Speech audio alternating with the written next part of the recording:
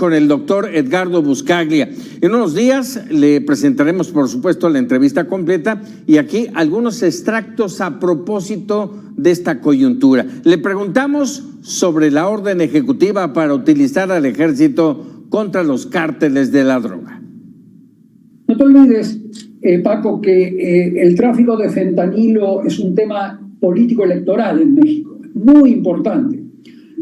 Trump se comprometió ante su base, MAGA, Make America Great Again, se comprometió a bajar el tráfico de fentanilo a cero, para que no haya más muertes como las que hubo en los últimos años, que mueren entre 70.000 y 90.000 americanos al año por sobreconsumo de fentanilo mezclado con otras drogas. Así que él puso su reputación política en juego para bajar ese tráfico y lo va a hacer, por las buenas o por las malas. La presidenta Sheinbaum está negociando desde una postura de debilidad, tremenda debilidad, porque los hijos del Chapo y otros detenidos y procesados en Estados Unidos han estado brindando nombres de políticos involucrados con la delincuencia organizada que están siendo investigados por el Departamento de Justicia, políticos que todavía no se han nombrado. Hay que recordar que hay políticos mexicanos de primer nivel con la presidenta que están colaborando con las autoridades judiciales norteamericanas. Periodistas mexicanos se han dado cuenta del rol de Durazo, por ejemplo, Alfonso Durazo, tú sabrás. Por lo tanto, Trump tiene nombres y pruebas que corroboran que ciertos políticos cercanos a Morena están involucrados con la delincuencia organizada, y Trump es un hombre que usa esos datos como amenazas para debilitar a sus adversarios en negociaciones. Trump es un hombre entrenado en la negociación, en el mundo de los negocios, que utiliza técnicas mafiosas que se las enseñó el famoso abogado de la mafia que se llamaba Roy Cohn, que era el abogado de la mafia en Nueva York y fue el abogado de Trump. Por muchos años le enseñó a negociar con las autoridades y con otros negocios, con otras empresas, al estilo mafioso, extorsionando, presionando. Es lo que está haciendo Trump con Europa, con Asia, con México, con Canadá, aprovechando los puntos débiles de sus adversarios, que en este caso en México son muchos, usando el nombre de político cercano a la presidenta para obligar a que se doblegue y para que no diga nada cuando existan misteriosas eliminaciones de líderes de carteles o explosiones en laboratorios de fentanilo en territorio mexicano. Trump va a implementar su amenaza. Por otro lado, no nos olvidemos que estos carteles, Paco, son grupos clasificados como terroristas por Canadá y por Estados Unidos, no solo por Estados Unidos. Y por lo tanto, cuando hay grupos terroristas clasificados ya internacionalmente, como el cartel de Sinaloa, el cartel de Jalisco, Nueva Generación, etcétera, esos grupos son sujetos a ataques transnacionales cuando las autoridades de los países de donde se originan los carteles no actúan adecuadamente. O sea que todo esto se puede envolver o disfrazar como una especie de cooperación internacional. Entonces, no me llamaría la atención que cuando drones norteamericanos apunten quirúrgicamente a laboratorios, a casas de líderes de carteles y las hagan explotar, que después México trate de disfrazar esto como una cooperación internacional en el ámbito de la lucha contra el terrorismo. En la lucha contra el terrorismo los países se pueden tomar atribuciones mucho más proactivas que cuando son solamente delincuencia organizada. Nos habló también de la presidenta Sheinbaum y el combate al narcotráfico.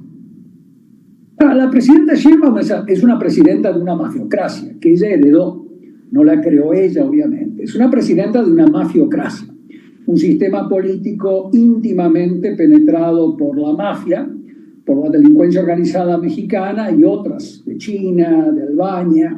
Cada una, como en un supermercado, elige a sus funcionarios favoritos. Es un país donde la mano derecha no sabe lo que hace la izquierda. Es un estado débil.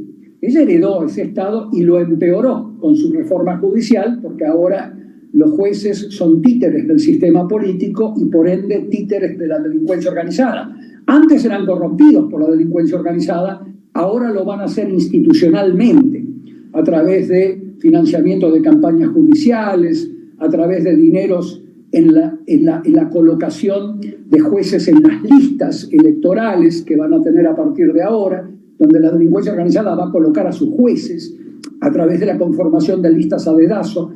México es un país muy débil por la amplia penetración de la delincuencia organizada en su política, que ya viene desde los años 80, 90, no es nada nuevo. Lo que pasa es que empeoró con López Obrador y empeoró con Sheinbaum, primero por la política de abrazos y no balazos y después con la política de institucionalizar la impunidad mafiosa con jueces elegidos a dedazo de la delincuencia organizada. Eso es lo que va a suceder. En ese ámbito, Trump tiene todas las de ganar, porque le va a la presidenta diciéndole como buen extorsionador que es Trump: mire, presidenta, acá tenemos el nombre de tal persona, tal persona, tal persona, que mis fiscales en cualquier momento impulsan causa. Van a ser políticos cercanos a la presidenta, no van a ser políticos alejados en otros partidos. Y ahí es donde la presidenta va a tener que ceder ante Trump. Obviamente va a haber un disfraz de cooperación, de que las convenciones de la ONU se tienen que aplicar, pero lo cierto es que la presidenta está en una situación de debilidad propia porque está presidiendo una mafiocracia que está en vías de transformarse en delincuencia organizada de Estado, con un Estado que está capturado por 7 grupos criminales, en donde es muy difícil para una presidenta negociar desde una posición cuando tienes un tipo como Trump enfrente tuyo que negocia a través de extorsión, negocia a través de agresión, y cuando ella se doblegue, se cuadre, como dicen en México, ahí vas a tener mejores relaciones, van a bajar los aranceles. O sea, eso es lo que quiero que la gente tenga en cuenta, ¿no? De lo que se le viene a México. Y bueno, finalmente también lo cuestionamos sobre la recompensa que Estados Unidos está ofreciendo por Nicolás Maduro. Esto fue lo que nos respondió. Bueno, estamos ante un caso ya irreversible. Ahí sí necesitas literalmente extraerlo a Maduro, como se hizo con Noriega en Panamá, extraerlo y someterlo a juicio, pero antes de extraerlo se necesitan acciones para ablandarlo, ataques con drones contra centros neurálgicos no civiles, se necesita comprar a muchas militares y gente alrededor de Maduro para que den espacio para capturarlo, se necesita cortar enormes fuentes de financiamiento del cartel de los soles que financia el presupuesto público venezolano, que le paga los enormes sueldos y los dineros cuantiosos a los militares, a los funcionarios públicos de alto nivel, y una vez que hagas esas 3 cosas, debilitas la estructura de Maduro y ahí lo extraes. Una operación de extracción ya programada, con mucha gente comprada alrededor de Maduro, y ahí sí lo llevas ante la Corte Penal Internacional, donde lo están esperando por crímenes de lesa humanidad que cometieron contra miles de personas que fueron ejecutadas o asesinadas por funcionarios venezolanos del régimen de Maduro, o lo llevas a Estados Unidos por el caso pendiente en el Departamento de Justicia. Y ahí todos vamos a tomar champán. Bueno, ya lo sabe, la entrevista completa con el doctor Edgardo Buscaglia en Conversando, aquí en Mega Noticias, en los próximos días.